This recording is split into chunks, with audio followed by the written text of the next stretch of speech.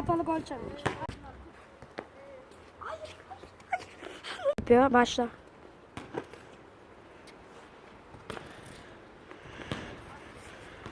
Gol.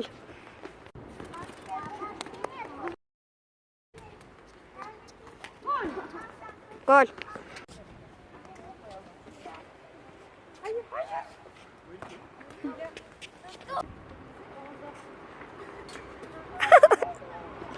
Hadi.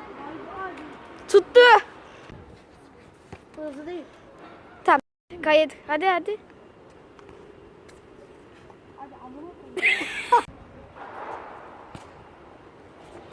Gol. Gol gol. Ya.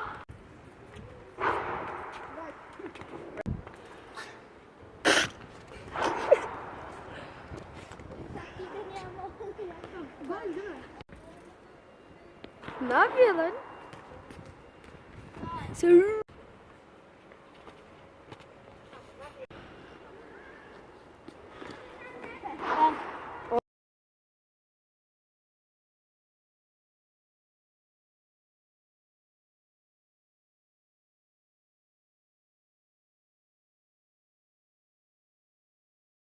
Gol.